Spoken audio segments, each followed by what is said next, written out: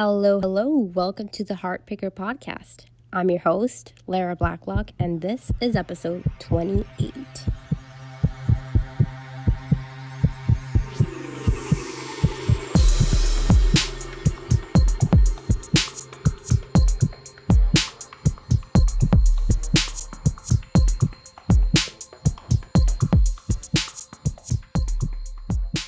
Welcome, everybody.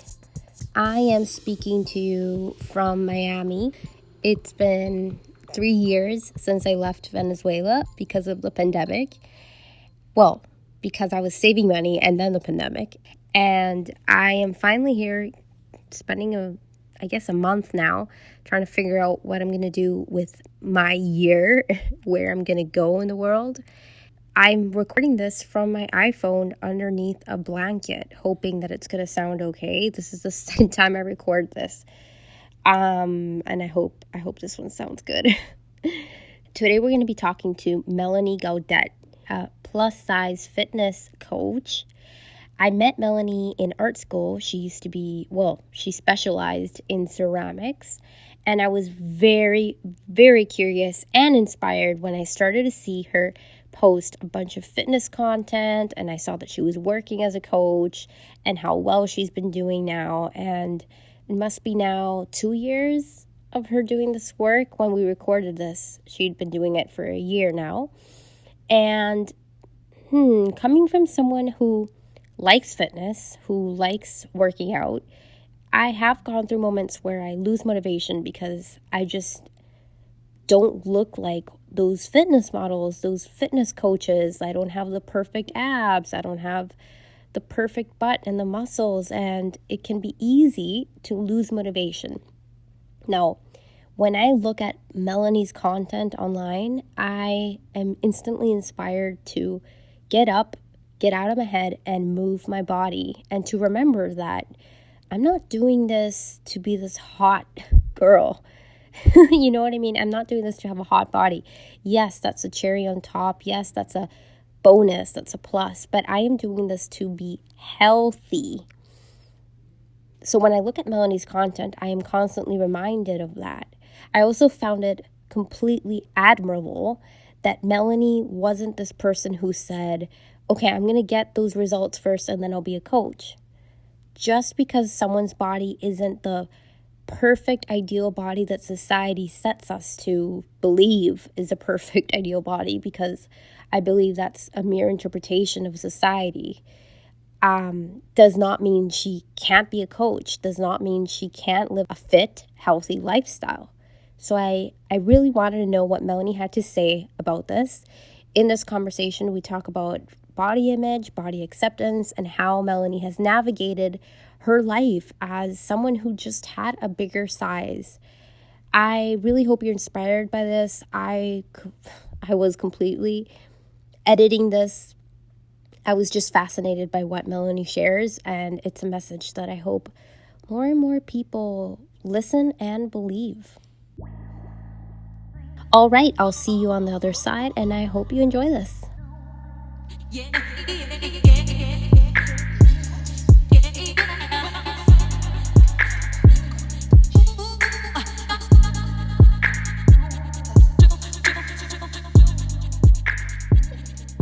So the reason I wanted to have you on this podcast is because, like I said at the start of this call, I really appreciated how you're showing like your way through the fitness world as a coach isn't based on your external results necessarily, but on how it makes you feel, and how, you see, like most women would be like, I'm going to wait until I look a certain way before I become a coach. Mm-hmm. There's no way I'm going to become a coach looking like this. But you're like, no, I'm going to show you my progress. I'm going to take you with me. And it's what inspires, I think, or it inspires me even to say, yeah, like, and to show, you show all these dancing videos and you can see how it's making you feel good.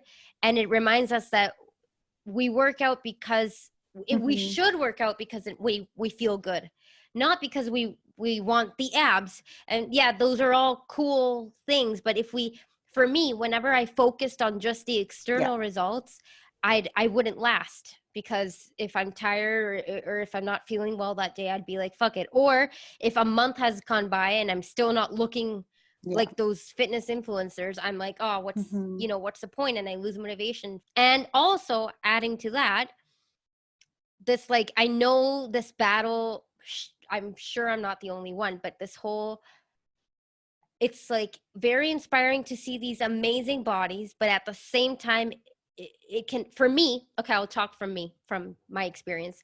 I've had the cycle, I was telling you about my cycle, where I follow the fitness models, and then I'll unfollow them, and then follow them again, and I unfollow them again. Like, it depends on how I'm feeling. Maybe I'm hormonal. Maybe I got sick and I couldn't work out for 2 weeks, and now I feel pressured by these bodies, or I feel frustrated that I'm not looking like them. So that's another thing. Like, I don't get that with you. You make me want to work out. And even the befores you've put, like, those are amazing to me, because you do see those small changes. You talk a lot about small changes too, and I appreciate that a lot, because we're so hard on ourselves. So yeah, I love your approach to body image and becoming a fitness coach and everything. Yeah, thank you, Lara. And when I first started, I was at my heaviest I've ever been in my life.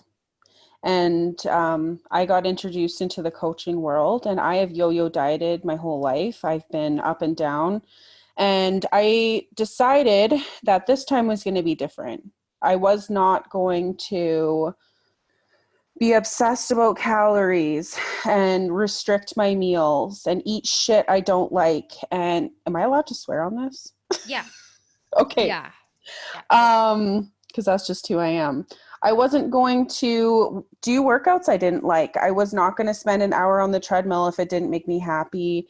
I've done all that. I've done all of this stuff, and it got me results. But when I lost that weight, I wasn't happy. And I know what it takes. I could easily lose 50 pounds if I set my mind to, because I've done it. I know how to do that, but I made it my mission to show women and anybody that you don't have to do it that way. And what matters most is your mindset. And until I got my mind in a good place, until I made peace with my eating disorder and made peace with even with exercise, because when you struggle with disordered eating, exercise in a lot of ways turns into, instead of it being something for enjoyment and something to make your body strong, for me it was punishment. So it took me a long time to get into a good mindset with exercise. It was so triggering for me every time somebody would suggest for me to go to the gym or encourage me to work out with them. I would just be like, no, I don't want that, because it messes with my head. And people don't understand that. If they've never struggled with this stuff, they don't quite understand why you're so defensive at the beginning. Right.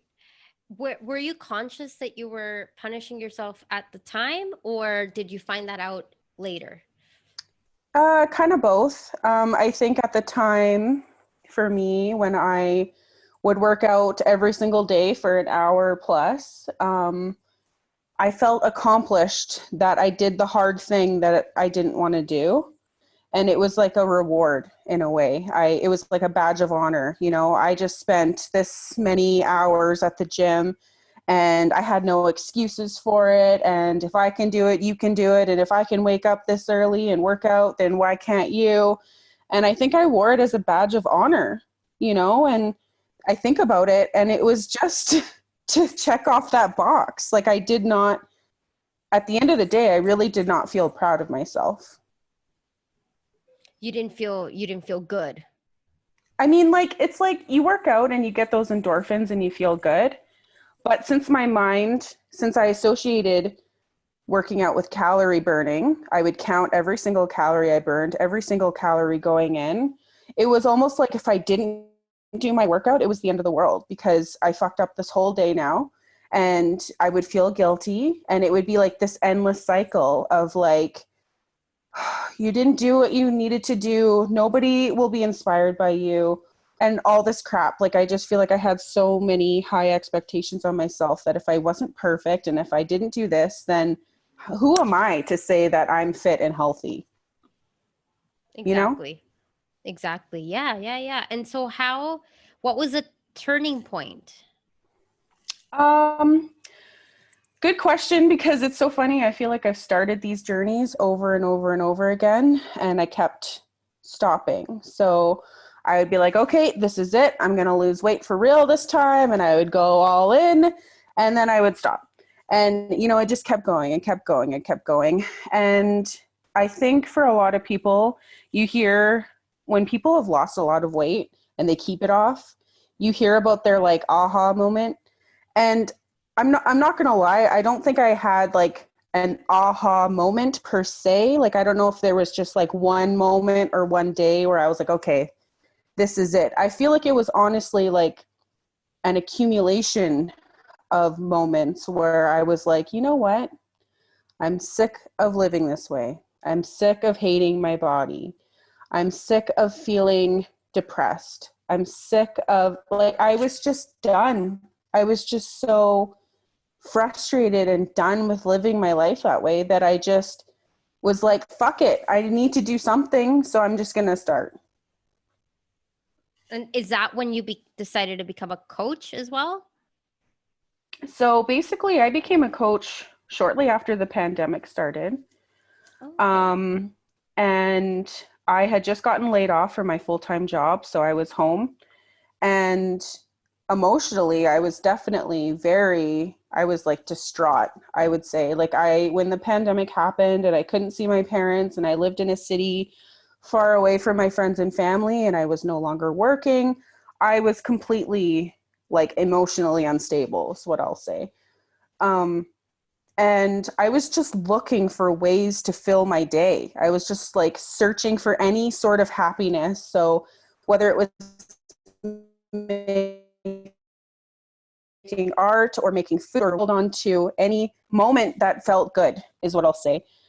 And I had one of my friends, Ashley, reach out to me and say, hey, I have some home workout programs. I don't know if you'd be interested, but if you want to try, I can send you a free trial, and we'll go from there. And I'm not going to lie to you, Lara. Like, everybody knows this. I'm a very honest person. I don't lie. I can't. But I literally was like, oh, here we go again. Like, Yeah. I don't know how many times I've been approached from people of like, hey, you should do this, you should do that, blah, blah, blah, blah. And I just kind of roll my eyes and I don't even listen. Do you mean that as the typical sales pitch, or do you mean it like I feel targeted in, you know what? Uh, I don't think I felt targeted because she's my close friend. Like, it's not like somebody reached out to me that I have never spoken to in my life, because then I would feel targeted. So just like in the general typical sales pitch, offering And fitness stuff. yeah, and it's part of it is marketing and part of it is like, oh, so you see somebody who lives in a bigger body. And I'm not saying that Ashley did this when she invited me. I'm just saying that in my head, it's like when people are like, hey, do you want to start working out? My assumption, my defense mechanism kicks in and is like, oh, so you see somebody who lives in a bigger body, That's what I meant. That's what I meant by feeling yeah, targeted. yeah, you assume they need to lose weight. They want to lose weight. They don't like their body. All this stuff starts to come into play. And the truth is there is a lot of people who live in bigger bodies that have no desire to lose weight. It is what it is. And I lived for a long time in a bigger body with no desire to lose weight. And even now, weight loss is not my goal. It is for my health, because I have seen a little taste of what happens health-wise when you live in a larger body. But my mental health is my reason for everything I do. And that is the switch that happened when I realized that working out makes me feel better and eating healthy makes me feel better. And like, all these tools to have a positive mindset improves every aspect of my life. That's when the switch happened. And I honestly did not believe that you could get healthy or lose weight or become fit in a healthy way at all when it comes to your mindset. Did you associate it with, this is how I associated it. I associated it with pain and with feeling sucky about myself because I wasn't performing my best. And I think that's what a lot of people feel when they work out. And they think that's, oh, I have to go to the gym, or running, I have to do running and I hate it. Like that's how I always felt. I hated running and jogging and going to the gym. And I thought, well, but that's the only way. That's the best way to Mm-hmm. get the body fast. And it wasn't until I started focusing on what I liked first, like, and they were softer things like Pilates, yoga. I even did Mm-hmm. swimming because I love being in the water and in the pool. And swimming isn't easy, but at least like I love the Yes. water and the sun. And then from there, I got an interest. Like now I'm fucking jogging. I can't believe I'm jogging, but Yeah. it's because I want to do something different and I want to be outside. But before that, and it's only because I've allowed myself to try different things. So now it's like it's not like Mm-hmm. I have to jog. It's like, oh, I'm going to try jogging now Yeah, because I also like variety in my workout program. totally. And I feel that a lot too. And even like from an artist standpoint, how many times have you heard this in your life, Lara? Oh, I can't I couldn't even draw a stick figure if I tried. I don't know how you do that. It's the same concept is people say they can't do something before they even try, you know? And I don't care what you look like. I don't care what your experience is like. I don't like, you can do it. You just have to start. You have to try. And you're not going to want to do it and you're not going to want to continue it if it's something you hate. So Yeah. I tell my clients when they first sign up, I say, pick activity that you like. I don't care what it is. Whatever gets you moving and you enjoy doing, do it. Have fun, enjoy it. Because if you're trying to do a workout that you hate, you're going to probably do it twice and give up. Exactly. Exactly. That's exactly it. Because I feel very much the same in terms of like stopping, punishing myself, stopping, punishing myself, stopping. And again, very oriented on the, like very focused on getting the external results, which they come slowly. So Yeah. yeah, and so how has the journey been? Because you're a new fitness coach. I thought you'd been doing it for a while longer. So how has that journey been for you? It's been a lot of ups and downs, if I'm being honest. Like I've been coaching for about 9 months now. And um, I'll say, like, I know when we were talking before we started recording, you said you were surprised that I was into the health and fitness. It's sort of like I came out of nowhere. And I told you how I was in the art world for so long that I honestly put my health on the back burner. And it wasn't until I had some major burnout from being an artist that I realized, I can't put my health on the back burner anymore. And I've struggled with my weight my entire life. And in some ways, I almost feel like I've been on this journey for the years. I've been on this journey for years. And although I've only been coaching for 9 months, that's only 9 months of me actively trying to help people. But I've done this before where I've made a fitness account and I've tried to document my weight loss and only just for accountability.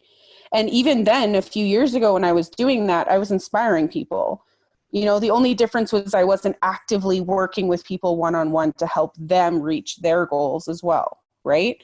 So in some ways, I feel like I have some sort of back knowledge before I started, and some experiences to pull from. But as far as the actual business aspect of it, yeah, it's been ups and downs, and it's the same thing with my art career, which so many people before I applied to art school were like, why are you doing that? That's a waste of time. You're not going to make any money. You're not going to be successful, blah, blah, blah, blah, blah.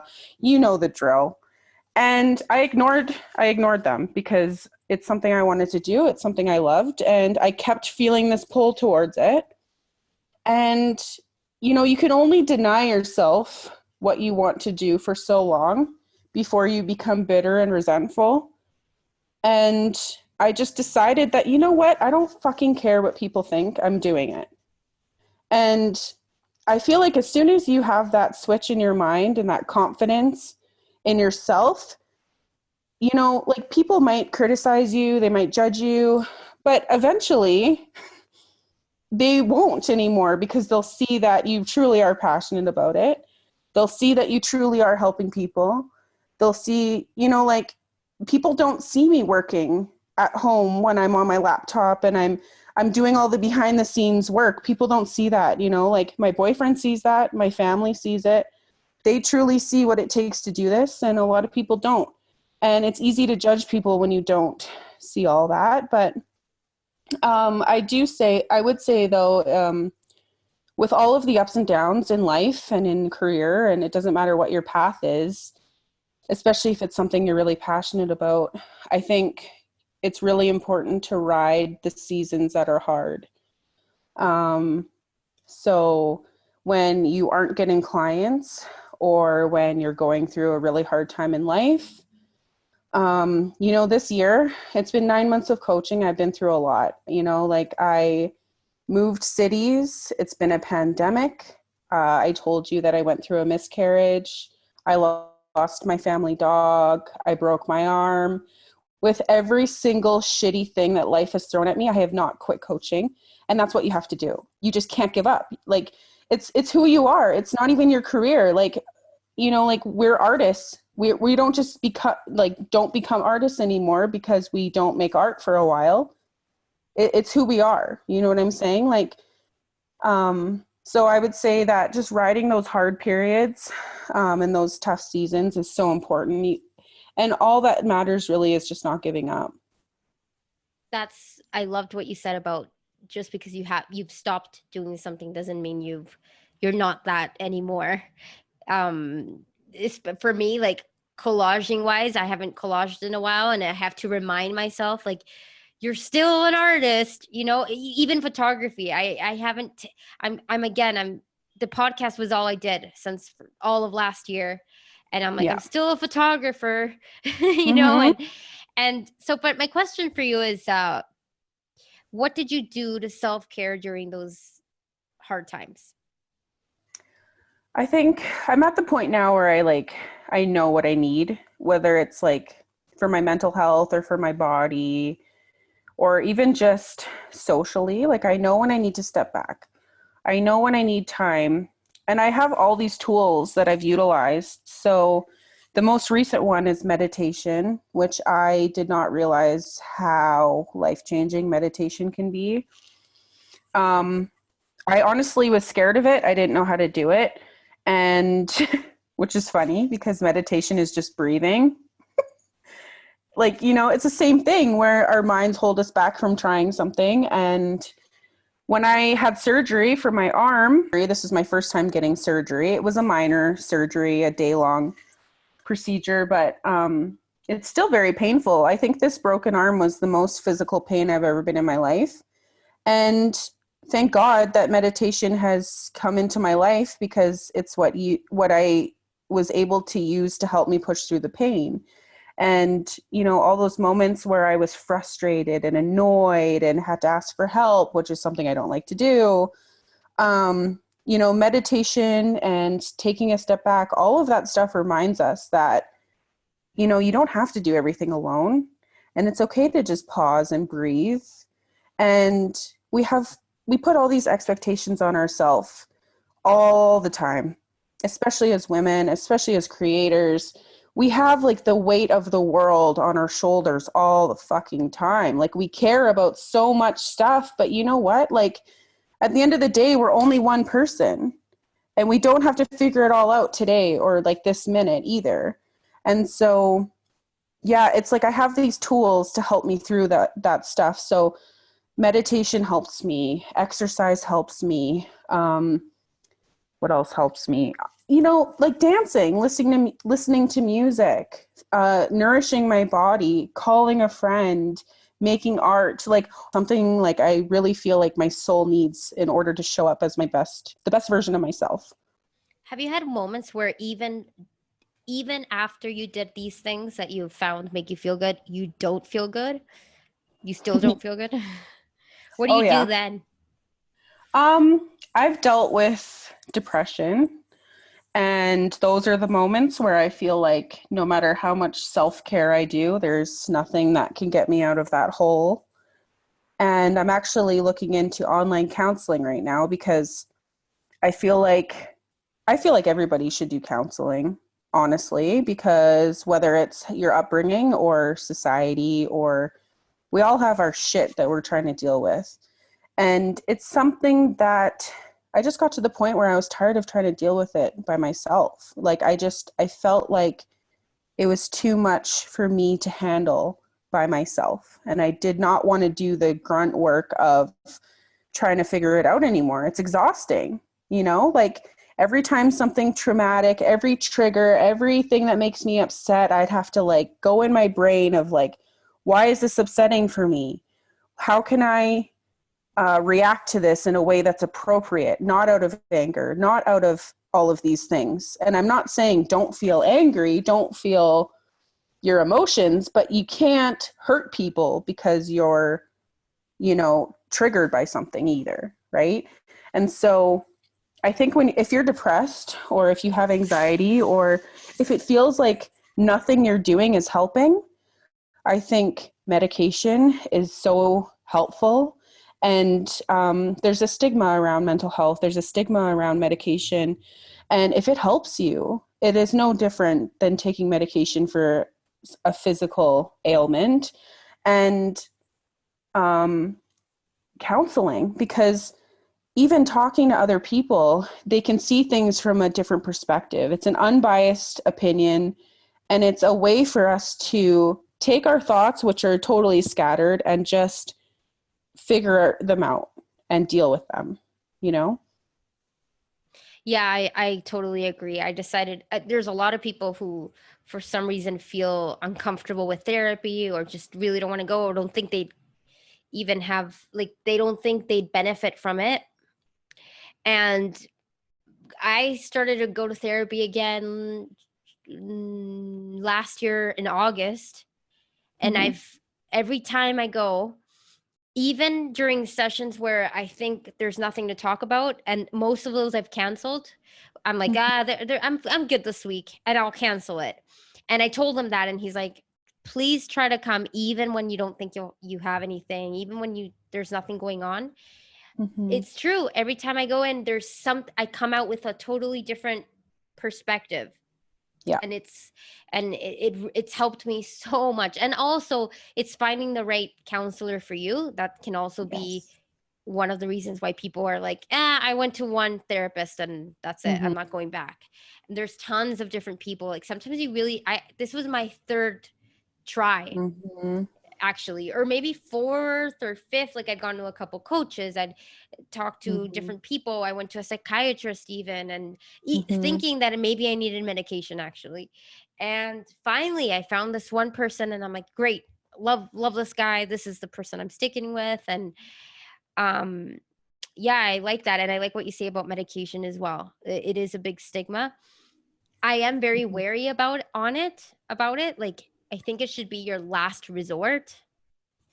Mm-hmm. I don't know what you think about that, but Well, here's my perspective is um, I grew up with a mom who is severely manic depressive. So my mom, I love her, but she is severely mentally ill. And it has just gotten worse over the years, and it's something that will never get better. And it's something that actually, when she had me, her hormone imbalance actually made her illness worse. And so I had to deal with the feelings of like guilt that like, is my existence the reason why my mom is struggling so much with her illness? And I know that sounds crazy, but it's true. That's how I felt. And seeing just her and her asking for help and her, her illness, for seeing it for what it is, and those calls for help, which are uncomfortable because her call for help could be her up all night, or it could be her calling the cops 5 times in a row, or it could, it's strange behavior, but that was my normal growing up. And so my mom doesn't have a choice. She has to be on medication. And that's the only way to keep her stable. And I think even that, like, for me personally, not everybody is there. Not everybody needs medication. And it's been a journey. And even if you are somebody who thinks they might benefit from medication or might actually need it to be able to function in life, um, the process of finding meds that work for you, it's a long process. It's trial and error. There is a lot of things that we don't know. Every single person is different. Every medication will react differently to a different person. So your experience with one medication might be completely different than somebody else's. So I think every single person's situation and it's all unique to them, So Yeah, yeah. yeah, that's pretty good. Melanie, I want to go back with you, like back to your childhood and like teenage years. And I want to ask Mm-hmm. you how did it go with you growing up in terms of body image in Canada? Because I grew up in Venezuela, so I only know about how that felt like here. And I remember here it was, um, yeah, you had to be skinny, obviously. And not only that, like on top of that, you had to have big boobs, a big butt, very the Mm-hmm. Latin American woman. And I remember Totally. from a very young age, like at 13 years old, a boy had already told me, "You're pretty, but you don't have much of a body." And because I was like a stick figure, and that's when I started hating my body Mm-hmm. because a boy had already declared on me, "You don't have much of a body."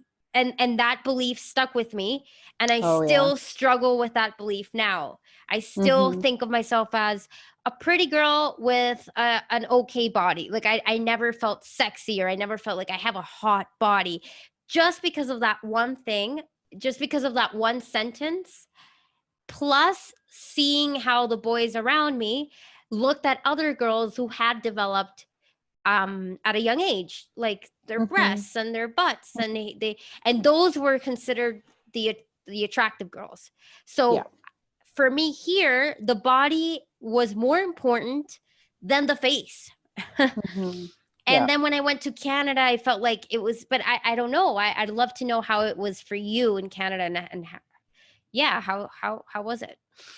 Yeah, I find it so interesting because we have all these influences and I love what you said about that comment from him and how it stuck with you because which is why I think it's so important to talk about how we talk to other people because I remember every single harmful comment from every person that I've had. I remember word for word. I remember how it made me feel, and I'm sure you do too. And it's something that we take with us, unfortunately, and it affects us. We can say that words don't affect us, but they do. And yeah, and I remember actually when I don't know what we were doing, but we were talking to Maria about that, about, in Colombia, it's the same thing of having big boobs and a big butt and all that kind of stuff. Like there's an ideal body type in different cultures in society, and it changes. It goes through, 1 minute this body type is ideal, and then 5 years later this body type is ideal. Totally, totally. And it's funny because I think so for me growing up, um my family, I will say, loves food. My grandma always struggled with her weight. She was a large woman. She was about 6 feet tall. We're just big. My family is big. And so I grew up knowing that some women in my life, in my family, struggled with their weight. And then on the other hand, I was always the biggest girl in my class. So I felt completely like alien, like, because I was the only larger girl in my class. So I felt like, am I normal? Is my body normal? You have all these weird thoughts go through your head. And that's just how I felt. I felt like ostracized and I felt abnormal, is what I'll say. And I think with Canada, which is a colder place 6 months of the year on average, I think it's more socially acceptable to have some more weight on you, especially in the winter. Like, I feel like, my roommate was from California, and she would say, like, yeah, she had a pressure to be thin all year long. Whereas I feel like I only really had that pressure of like getting your summer body, like work off those winter pounds, ha ha ha. So, but society though, like the time that we grew up, because I think we're about the same age. I'm 27. Yeah, we're the same And age. I'm 27 too. yes. So we know that what popular culture fed us was, if you're not skinny, you're disgusting. That's how I felt. I felt like if I was not skinny, I was not beautiful or accepted or worth anything, is how I felt. And I can't say that I know what it's like to feel skinny, but I would say that it has to feel the same way as somebody who feels large, of you don't fit in the ideal if you're too skinny. And people are saying, oh, just go eat a burger. Well, it's the same thing. Just go work out a little more. Like, it's the same Yeah. thing, whether, Yeah.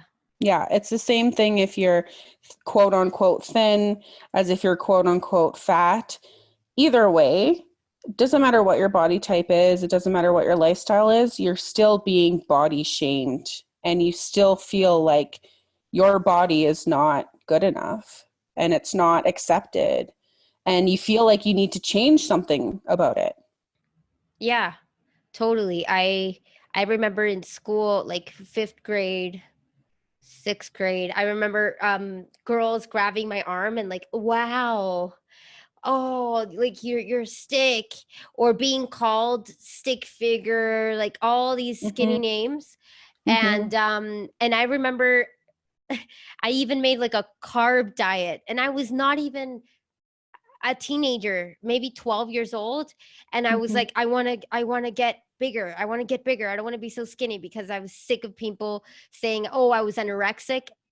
I Mm-hmm. remember I had a date at 15, and the guy made a joke. I thought it was disgusting, but I said, "Oh, I'll be excuse me, I'm going to go to the bathroom." And the guy was like, this was in a restaurant, like having dinner or something, and he's like, "Oh, what, are you going to go puke your dinner?" And I'm like, I was shocked, because I was like, if I was actually someone who did puke, like who was bulimic, that would be so bad. That would be terrible. Mm-hmm. I And that, know. so those are the kind of jokes I constantly got. And Mm-hmm. then also like the whole, like I have an aunt who at family gatherings would be like, "You're perfect. You just, all you need is boobs. Like Yeah. get surgery." And most of the women in my family have surgery, like breast implants. And it's so normal. Most women here in Venezuela, it's like the most normal thing. I'm the Mm-hmm. exception. Like the women who don't get surgery are the exception. So there's this feeling of being incomplete and like not enough Mm-hmm. and unworthy. I remember I loved going to Canada because I got to put more layers on. I Mm-hmm. loved boots so that my legs Yeah. didn't look so skinny, for example. Things like that. Mm-hmm. I couldn't wear fucking leggings without feeling bad about myself, because I felt like my legs Yeah. were so skinny for leggings. It's crazy. I know. It really is crazy. And like, oh, I just, the thing is people joke about this stuff and they play it off like, oh, I'm just kidding. Stop taking it so personally. It's not funny. Like, eating disorders are not funny. Body shaming is not funny. Like, I don't find this funny. And I'm not, the thing is too, is I feel like we get gaslighted with our emotions of like, you take everything so personally and you're so emotional. It's like, no, you hurt my feelings and you made me feel like shit. And that's not okay. So can you not? Yeah, exactly. And I think for a long time, I would not stand up for myself. I had no self worth. I didn't even know I had no confidence in myself, and I wouldn't even know how to stand up for myself if I could, like I didn't have the ability. And I feel like when I accepted my body and myself at my biggest, and I found a way to love myself, love my stretch marks, love every single part of me and own it and accept it, that is when I truly was free.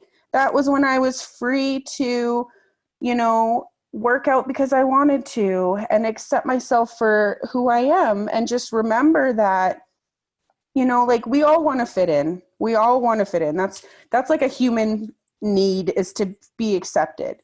And that's why we do these things. That's why we get surgery.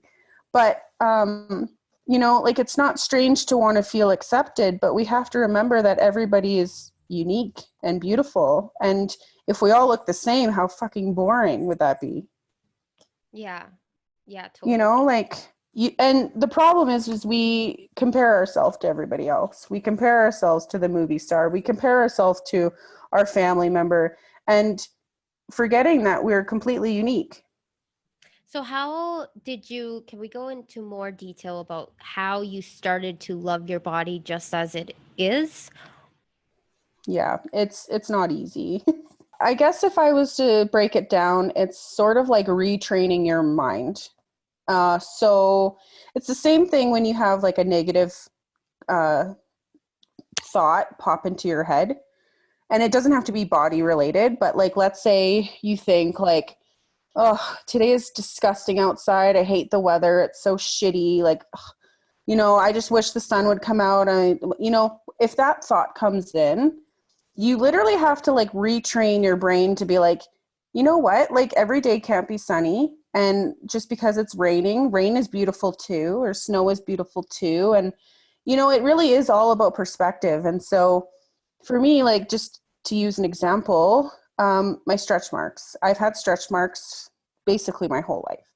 Um, I started growing into like my hips and into my thighs when I was about, I think, 14.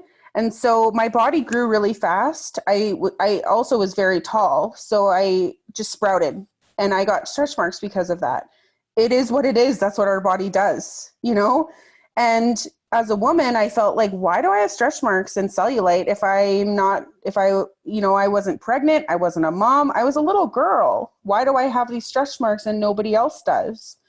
And so coming to terms with something like that is recognizing that, you know, that's our bodies, that's what happens. It's something that happens. And, you know, it doesn't have to be shameful. And I just stopped being ashamed of it. And I decided that, you know what, I'm not the only person on this planet that has stretch marks for another reason other than being pregnant. And I realize that I'm not alone. And I do still have to remind myself. But anytime a thought like that comes into my head, like, oh, these stretch marks are gross, I think, like, you know what? It's actually beautiful. And I try to see like the beauty in it of, isn't it amazing that my body could grow? Like, and, you know, like, I think it takes really hard situations in our life to be able to have this perspective, you know, like losing people who are close to us. Um, Grief really, really brings us into a mindset where you don't know when your last day on earth is. So why the fuck do I care about stretch marks today? You know, like honestly. And when I think about that perspective, I just think like I have other shit to worry about. I don't care about that. That's not on the list of my priorities to care about, you know? Yeah, that's huge. It's true. I've felt the same way. I've had like young friends die or pass away at a young, very young age, and it always, like, each moment was a big wake up call. Like, you tend to think that you never, I guess at a young age you don't think about dying. Never.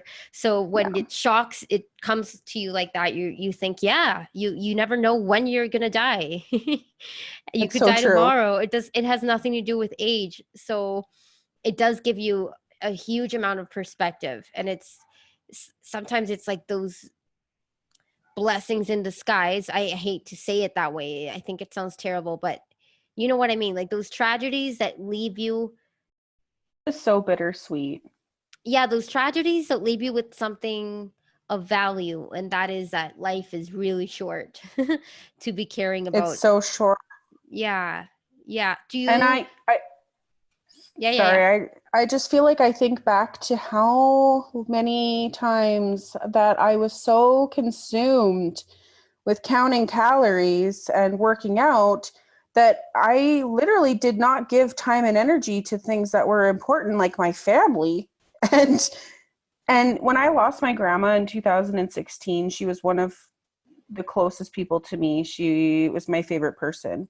And when I lost her, I was so sad that she was taken from me and upset.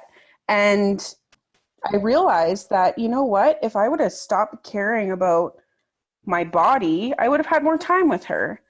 And, you know, we all have our time to go. I really do think that. I know that now that we all have our time on this earth and we all have our time when we leave. And I've come to terms with grief a lot more throughout the years. But um, yeah, you really put into perspective of what is worth your time and energy and what isn't. And What would you advise to people who haven't gone through that experience and, like, and who are mhm, struggling with that, with comparing themselves, with obsessing over a body part? I would say don't feel like you have to figure it all out all at once. I think grace is one of the most powerful, uh, things that we can allow ourselves. Grace and forgiveness, and knowing that we're not perfect. Nobody is perfect.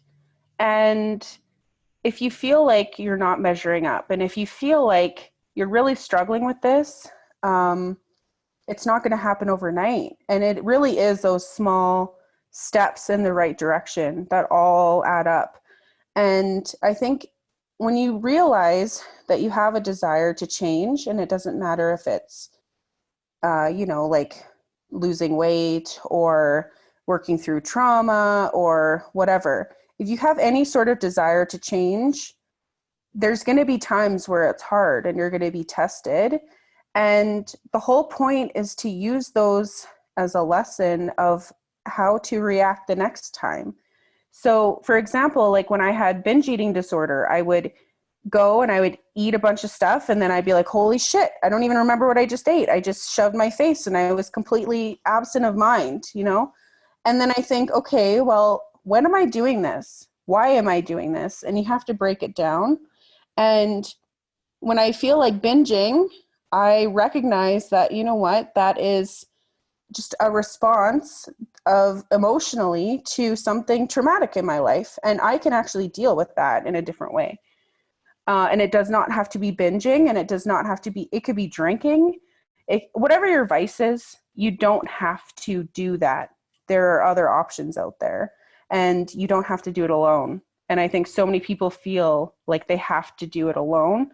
And when you reach out and you share what's on your heart, you realize how many people can relate and how many people struggle with the same things you do. And that support is what is going to help you through. Um, and we don't share the hard bits with our partners, with our family, with our closest friends. They don't know those parts of us. We keep them to ourselves.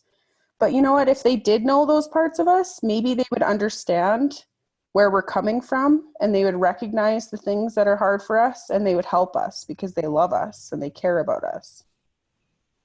Yeah, it's I think having those vulnerable conversations where you share what you feel, and also ask for acceptance, because something I got is, uh I got like solutions being handed to me, and I've had to really clarify, like, I'm telling you this because I just want you to know. I'll figure it out. I don't need you to fix it, because that's Yeah. another thing that people may feel, or that I've felt, is I can't tell loved ones or close ones about how I feel because they want to fix it for me. So they'll give me a bunch of advice, or say, why would you compare your, like that. I always get that. Oh, Mm-hmm. Lara, why would you compare yourself? You're beautiful. Mm-hmm. And it's just how I feel. And something I've learned is you can't freaking dominate and control everything about how you feel. You just said it yourself. you haven't stopped getting cravings to binge. Is Mm-hmm. You still get those cravings, but you've now learned about other ways of dealing with those emotions. You've learned to understand it better, where it's coming from, but you Mm-hmm. still, it's something that still happens. And I've learned that with therapy, actually, because I'd go to my therapy sessions being like, I want to get over this. I want to talk about this and I want to get over it. And he'd be like, look, you don't, if you don't necessarily get over things, they're going to be a part of you. He calls Mm-hmm. them like, these are your shadows, the dark sides. We all have our dark sides. We Mm-hmm. all have our trauma. We all have our wounds, Yes. and we all have our things. And he says, you just learn, the whole point is to learn to look at them, understand them better, manage them better, but they'll still come up. And it's Yep. that really liberated me to think that, oh, Mm-hmm. because then, it would stress me out to be working on a problem for, let's say, a whole year or 2 years or 3 years. And, oh, okay, I did Mm-hmm. meditation, I did yoga, like, let's say something like self-love or jealousy. Mm-hmm. Jealousy. I don't want to feel jealous anymore, or I don't want to feel, I want to have a higher self-esteem. And Mm-hmm. I would like become even more depressed because I'd feel like, oh, I did all this work. I did this program. I read all these books. I'm doing everything that you're supposed to do. And I still fucking feel this way every once in a while. And then Yeah. you're like, I honestly used to think, you know what? There's just something wrong with me. Like Or I can't. there's no point. There's no point in going to therapy. It's clearly not working, right, Lara? Like, Yeah. And then that saved me for him to say, it yes. these are parts of you, like Mm-hmm. you just learn to live with them, to care about them, to get to know them, Mm-hmm. and to manage them better by understanding them, like where they come from, those wounds, and healing. But I still may not, like, I'll still feel those ugly feelings, like we're all gonna Mm-hmm. still feel them. And Yeah. maybe they'll change, actually, like maybe, but you'll still. So yeah, that's huge. And I think it's related to body as well, like body image. I was just saying with the whole body positivity movement, which is criticized a lot. Um, and the main criticism that I feel like body positivity influencers or this movement gets is that it's not inclusive, is one. So it's only for, full figured white women, is one criticism, which is totally not true. And the other criticism is that it glorifies obesity. Oh my God, if I could fucking have $1 for every time I've heard that body positivity glorifies obesity, I would be rich. But the thing is that until you love yourself and love your body and value yourself and your body, you will not take care of it. And that has nothing to do with size. So it's the same thing with an eating disorder. We have this like idea in our heads of what an eating disorder looks like. And I struggled with binge eating disorder. Maybe that makes sense with my body type. But I also would restrict, and I would over exercise, and I would starve myself, and I would drink water. And maybe I didn't look like I had an eating disorder, but I definitely did. And a lot of people struggle with disordered eating because diet culture has literally just been infused into every aspect of our lives. So, like, body positivity is for everybody. I don't care what your race is, what your gender is, what body type you have, what any of that.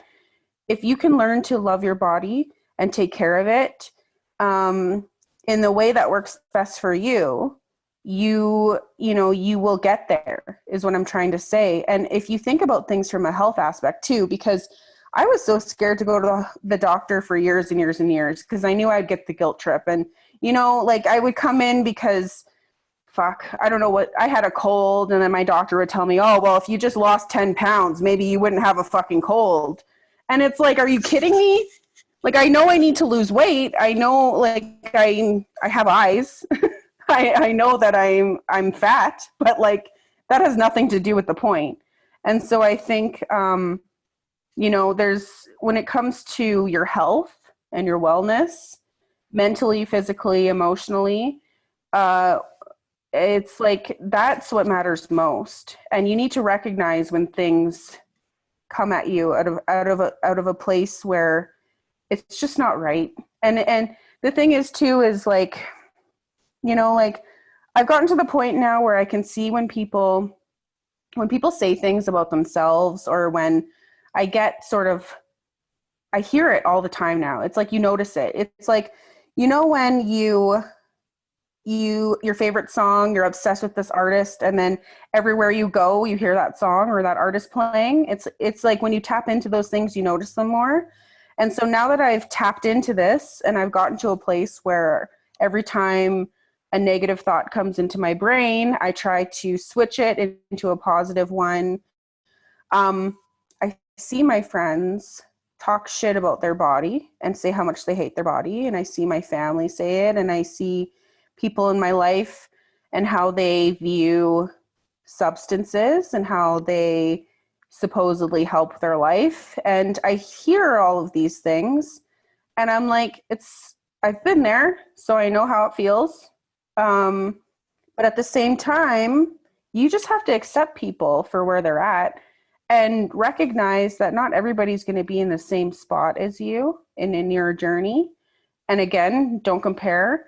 Um, and you really do have to accept people for where they're at and love them for where they're at, and love people when they're not perfect, and love people when they're struggling with addiction and in an eating disorder, and whatever their problem is. You have to love them and accept them as they are.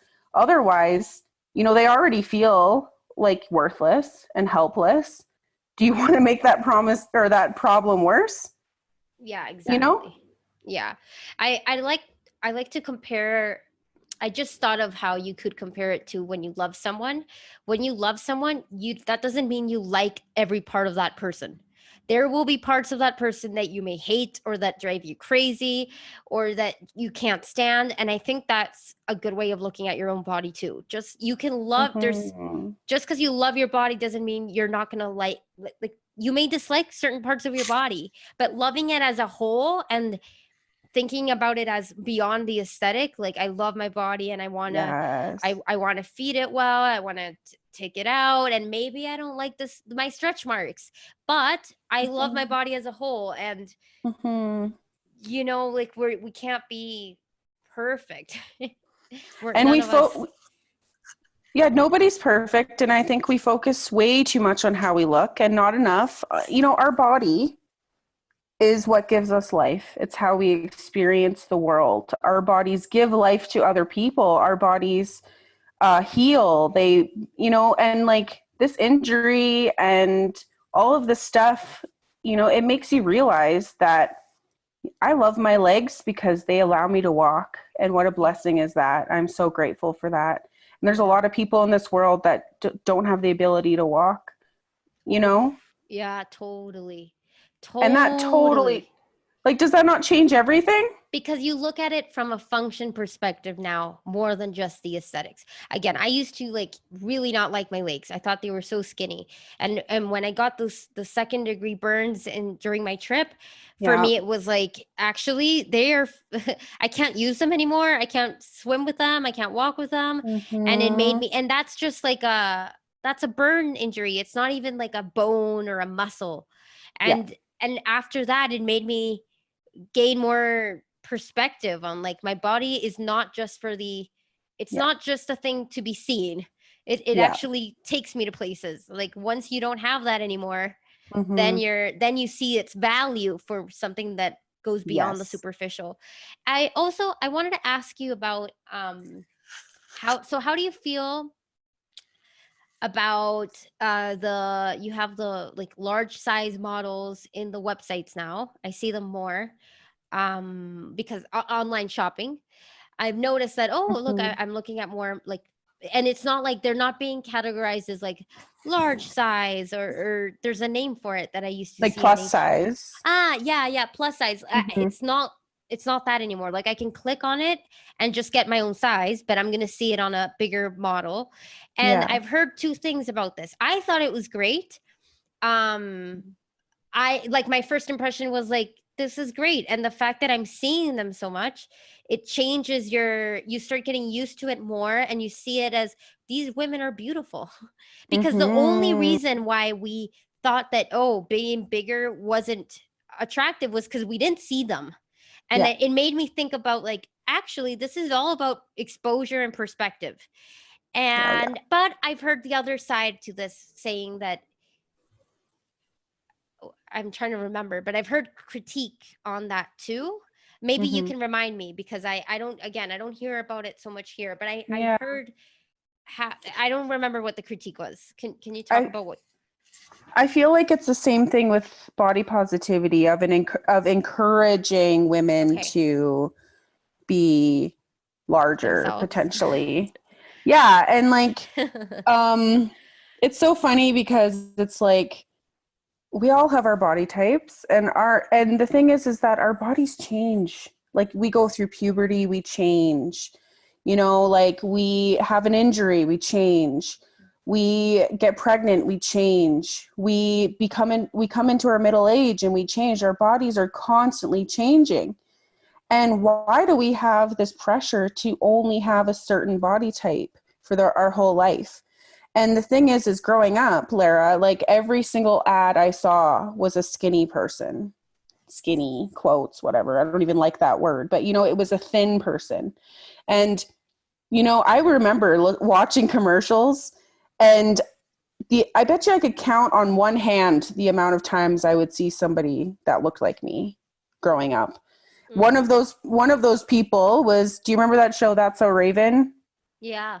That was like one of the first women I saw that wasn't a size 2 in my whole life, like in media. And not only that, but she was this beautiful, like, just, she wasn't white, she wasn't thin, she was just something else. And I was like, oh my God, thank God there's somebody else, you know? Yeah.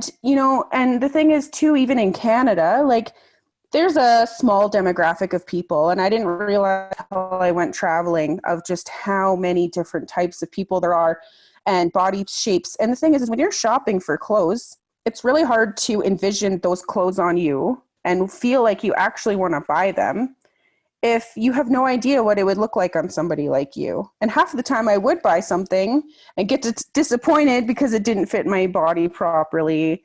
Um, or feel like, oh, I need to look like that to wear those clothes, which isn't true either.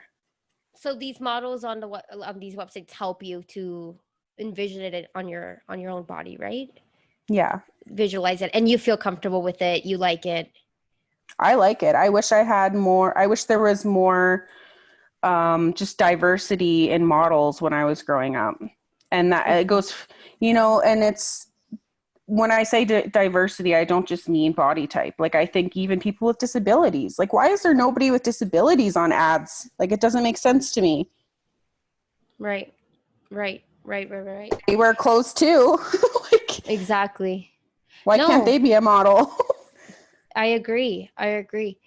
So now going to your coaching. Wait a minute. Before we move on to coaching, I have a question in terms of your coaching practice. How do you feel about the word fat? I think for me, fat is something I had to own. It's a word I had to own, take ownership of, and realize that, because before it was definitely something that if somebody called me fat, I would be very upset about it. And then I realized that, like, that word itself, fat, is like, it's not who I am. Like, yes, I have fat on my body, but I'm not fat. I'm a human being, like, I don't need to associate my body with who I am as a person. And, the thing is too, is like, I think about like women, we're so sexualized. We're so like our bodies. Yes, we have bodies, but there's a soul in here. Everybody has a soul that has nothing to do with our body. It's just how we experience the world. And I know I'm a good person. I know I'm a good person. And I know that, when I was so depressed and I felt like I wasn't worth anything, I had people checking in on me and reminding me that they actually do care about me and I am worth something. And I do bring value to this world, no matter what I look like, you know? Like we forget that sometimes. Totally. And it's also like you made me think of the pop songs. Like all we listen to is your body, your body, your body, your body, your body, your body. I like it's all about how you look. Mhm. And now with social media, it's like before we used to look at the magazines and the ads, and now it's like on social media. I'm sick of seeing the before and Yes. afters because I think about the befores and I'm like, yeah, but what's wrong with the before? Like Yeah. Oh that my God. sucks. And Mhm. it's all over social media and it's all over like that one body type. And it used to Yes. be skinny and now it's just big curves and big Yeah. butts and big boobs and the squat, squat, squat, squat. Mhm. And it's tough. Like even for me, again, like Yeah. it's you go in cycles. Like there's days when I love my body, there's days where I don't love it very much. And your environment does impact you because I used to be way more laid back in Canada, and now here, like if I go to the beach, dude, the women here, like Mhm. they all have the same type of body and they're Yeah. getting surgery to get that body. Like even Yeah. I've considered getting some type of surgery. Mhm. And I also want to talk about like the other side to that is the women who do feel better getting surgery, and that's there's nothing wrong with Mm. that either. It's same with it's like Yes. with medication. Yeah. Yeah. I think that like there's also it's valid. Like Mhm. every person chooses what they need to feel okay, Yeah. but the whole point is like not diminishing the other. You know what I mean? Yes. I totally agree. And I'm actually really glad that you brought up that point because for a while I struggled with that. Like, I feel like I got to the point where I accepted myself and I thought, why can't you just accept yourself? But the thing is that we don't live in somebody else's shoes. And if they are unable to accept themselves and they need to do that for themselves, for whatever reason, whether it's medical or aesthetic, if that helps them live a better life and they feel like they can shine and be who they truly are, then who the fuck am I to tell them they can't do that? Exactly.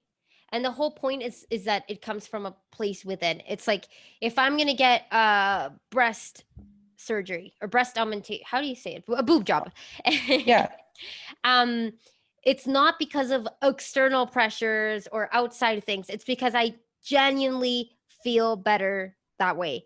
And I can Yeah. recognize that difference because I know for myself that I actually feel fine the way I am. It's more my environment that can make me question that or doubt Mhm. that. And like I think knowing that difference is Yeah. very important because I could get a boob job and then it'll be the next thing and it'll be the next thing and Mhm. it won't be enough. Yeah. I So, agree. There's a balance. It's a spectrum and there's been a few things that I think I've seen where it's changed my perspective. Like um, like a woman who has breast cancer and they have to get them removed for to save their life. And then they don't feel feminine anymore. Like that was a huge part of their identity. And like if they decide to get a boob job, then fuck yeah, get one, you know? yeah. And, but the thing is, too, with that is why is it okay to get surgery if it's for a medical reason and not aesthetic? Because on the flip side, if somebody, it's like even with, if you're transgender and you need to change your gender to feel like you are yourself again, Mhm. um, that I is thought about the same thing. it's a huge, huge process and it's scary and it's hard and it's not easy. And the hormone treatment and everything that they go through. Do you think somebody would do that if they truly didn't feel like that would help them? Because I don't. I really don't. And it's so easy for us to point fingers and to judge somebody, but until we're in their shoes, you have no idea. Exactly. So, um, thanks for that. Yeah, that everything you've said is amazing. I'm loving your perspective on all this. And I want to talk about a bit of coaching, again, back to your coaching practice. And I want to know what your major challenges have been in working with people. Yeah. So working directly with people, I find the main challenge for me as a coach, which I do talk about on my social media. I'm sort of a tough love sort of person, but I really do care. So if I'm giving you tough love, it's because I really love you and I really want to help you. But I don't want to listen to your excuses. And the thing is I'm not the coach for everybody, and I know that. And I know that I draw people in that benefit from my style of coaching. But the thing is that I have been that person with every excuse, and I know what it's like. I know that you don't have time. I know that whatever fucking excuse it is. And the reason why I coach the way I do is because um, I believe in you. I know that you can do it. You just don't believe in yourself. And my job is to take this hard, scary goal and to break it down into manageable steps and to remind you that you can do it and to give you tools and tricks. But guess what? Like, I'm not going to force you to do your workout, and I'm not going to force you to eat healthy. And I won't do that. It's not only that, but it's not possible. And so, it comes to the point where you have to take that responsibility and notice when you're giving me or yourself an excuse, and you need to flip it for yourself. And it takes practice, and more and more and more. And eventually it's easier. But there's some people who aren't ready for that yet in their journey. And that's okay. I'm not saying I'm not going to work with you, but I want to be that coach that you come to when you're struggling, because I've had clients where they're like, I'm really struggling. I haven't worked out in a month. I don't know and I'm like, why didn't you come to me sooner? And they're like, oh, well, I'm scared.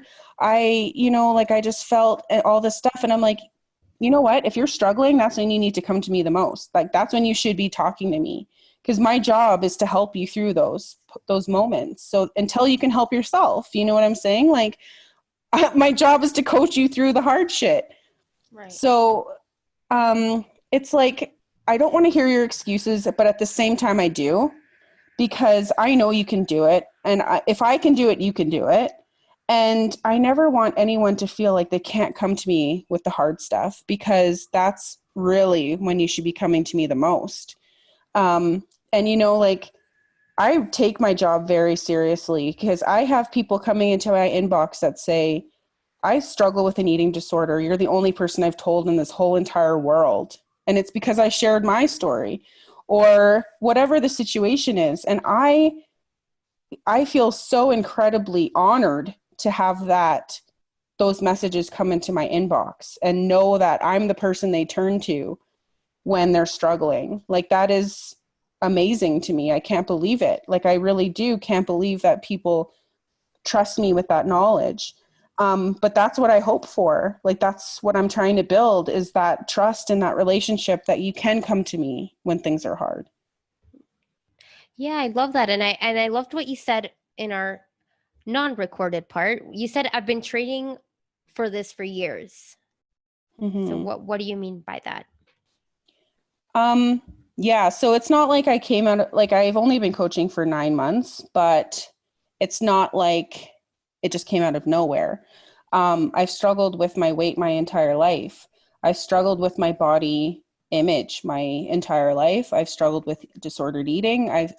Every single thing that I help people with, I have struggled with personally. And I think a lot of people feel like they can't be a coach because they struggle with it. Or you're right, they can't be a coach because they don't look like a coach. And it's like just they not haven't true. gotten to the end result yet. So it's like, Yeah. how can I coach? And I'm very honest with people. I say that I'm in recovery from an eating disorder. And honestly, I don't think I will ever not be in recovery from one, because I still get moments where I struggle. And so in some ways, I actually feel like I have the upper hand, because I know how it feels. So when my clients come to me and they say, like, I feel, like, I'm so tired. I'm so depressed. I can't even get up in the morning, and I can't even shower. How the hell am I supposed to work out? I'll be like, I've been there. I know what that's like. And it's from a genuine place. Like, I truly do know what that's like, and I work with you. And it's baby steps, like, and I'm not pretending that I know how you feel. I truly go back to that place and those emotions and remember how that felt. And that's the place that we start from, wherever you're at, like, where it's so personalized to every single person. Everyone's story is different. Everyone's approach is different. So, I really try to work one-on-one with people and meet them in the middle and have this relationship. It's one of the most amazing relationships. It's something that's so vulnerable and so unique, but it's beautiful. Like, I feel like so blessed to be able to cheer people on. And when people accomplish something as small as eating that day or doing a workout for the first time, like, that is actually amazing. And I feel completely honored to be able to do that for people. What's been your biggest success as a coach? It's so funny when we think about success. Like, I feel like success, we think about money, we think about status, we think about all this stuff. And it is a thing, I'm definitely very, like, this is one of my callings on earth to do. And so I want to be able to, sustain myself from it. And I want to do it more. That's what it is. It's being allowed to do it more. And, there's rank advancements in my business and there's accolades, but, at the end of the day, it doesn't matter about that. It really doesn't. And for me, like, I think I'm successful when I help people, and it doesn't have to be a huge thing. Every time somebody chooses to eat a little bit healthier or move their body or dance or think differently, and I had any sort of influence on that, I've done my job, and I feel really proud. And that to me is success. That's awesome. I love that answer. And are you very structured in terms of your own workout plan and how you suggest others to do it? Or do you go with the flow a little bit on how you feel? Same with times. Do you have Mm-hmm. like a schedule where it's like the same schedule all the time, or do you also flow with that? Yeah, so my schedule changes, and I've always been this kind of person where I feel like I live and work in seasons, and some seasons are busier and some seasons are not. And so there's so many other factors. So when I found what is successful for me, and basically this is the few things that I found that are successful for me, is that I try to have low expectations for myself. So when I first started working out again, I took almost a year off before I started working out again. My goal was one workout a week, one 30-minute workout a week. And if I accomplished that, that is awesome. And if I didn't, that's okay too. And I had very, very, very low expectations. But I did it, and I would do one workout a week. That's how I started. And then it got to the point where I was like, wow, like, I went from not working out at all for a year to doing one 30-minute workout a week. And it feels great. And it's hard, but I felt accomplished. And I wanted to do more. It made me hungry for more. So I moved that up to 2 workouts a week. And everybody's different, especially when they're first starting. But I think setting that bar low is really important, so that when you accomplish those things, you feel like, okay, you know what, maybe I can do more than that. Hmm. And I want to do more than that. And you're not like, oh, Exactly. I set myself up to do 5 workouts a week and I only did 3 and I'm a failure. Totally. Same with meditation. I'm trying to get back onto that habit, and I'm like, it's a lot easier if I say I'm going to do 5 minutes and I'll probably end up doing 20 minutes than Yes. saying I got to do 20 minutes. Like Yeah. it'll naturally happen if you just start Yeah. really, really small. And it can also be a struggle for people who are perfectionists and say they're all or nothing. Like, I'd rather all or nothing, and they don't realize how it can like, for me it was like that. It's like, Mm-hmm. unless I was doing, no, I should be doing an hour in the morning and an hour in the Yes. night for Yep. meditation, and I wanted that perfection, and Mm-hmm. it never freaking worked. I'm never Yeah. gonna do it, and I got sick of putting it in my list and never doing it, because of Mm. course it's, you don't just build a habit that way. No, and that's the thing. We set ourselves up for failure when we're all or nothing like that. I was like that too, and that's why I quit so many times, because I was like, okay, well, I didn't do 5 workouts a week. I'm a failure. Nothing is happening, so I'm just gonna quit. Yeah. And if you have this all or nothing attitude, you feel like if I'm not perfect, I'm gonna quit. But it's just frustrating, because the thing is that I lost my train of thought a little bit here. Let me try to gather it. Is no one's perfect, and those small steps, they all add up.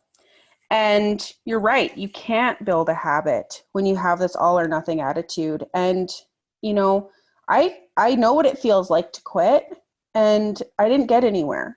And I kept not getting anywhere, and I kept getting so far and quitting and going back to where I was. And just out of curiosity, what happens if I don't quit? Like, what happens if I don't quit when things get hard? What happens when I just try 5 minutes and it turns into 10 minutes and it turns into 20 minutes? Like that determination, that discipline, that resilience, that is what makes you stronger. And you're right, like you have to know that line. You have to know when today is a rest day. I can't do it. And today is a day where I need to do it because I'll feel better after. Yeah, and you can balance that out. Like, you can have days.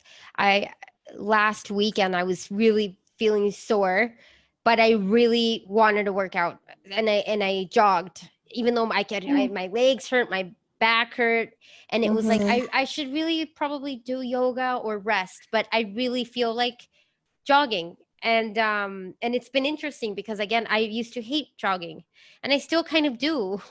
Like, you go through a period where you're like, I hate this, I don't know if I want to, and then you kind of surpass it, and you're enjoying it, and then you Mm-hmm. stop. And but it's been interesting, and like today I'm feeling like, I feel like doing yoga and chill it, like Yes. resting. I don't know, you kind of balance it out. Like, Mm-hmm. building a structure for me never worked, like a very Mm-hmm. strict structure. The only strict like structure that I have is weights. I'm supposed to do it 3 days a week, but sometimes I'll do it 2 days a week. And Yeah. um Yeah. and sometimes I'll do lots of like hit in between, like Mm-hmm. the next day. And then other days I'll just rest. And then I don't know. For me, like, I have to Yeah. vary it. I hate the routine. Totally. Yeah. And you know what? Anything is better than nothing, in my opinion. And I think if it's like a 5 minute dance in your house, that's better than Exactly. nothing. And it's the Totally. same thing. Like I even go back to when I was depressed, like it was an accomplishment to shower. And when you're depressed, it is. But when you're at your best, showering is easy. And it's the same concept. When you're first starting out, that's your first workout is a shower when you're fucking depressed. It's hard. And I tell my clients when they first sign up, they're always gung ho. They're like, yes, let's do this. I'm ready. I'm so excited. Motivation fades. You are not going to be motivated every single day. There's just no way in hell you're going to be motivated every single day. But you know what? Every single day is a chance to start over, let go of the past. All that matters right now is today. I don't care what you ate yesterday. I don't care how long it's been since you worked out. We're here now. Let's start from here. Let's start from today. And yeah, and working that balance between discipline, but also respecting your own rhythm and what your body Yes. needs, and not judging that. A lot of You people actually like they will hurt themselves because they're so disciplined that they will injure themselves because they're like, I have to do this. I have to up my Yeah, weights, and they don't listen to their bodies when they're exactly. telling you like, I need a break. Mm-hmm. Totally. Well, thanks so much, Mel. I think we've covered everything. Yeah, we talked about a lot of stuff. This was great. Thank you so much for listening. Share this with your friends, your family, whoever you think needs to hear it out. And Remember to follow, subscribe, you know the deal. I'll see you on the next episode. Bye.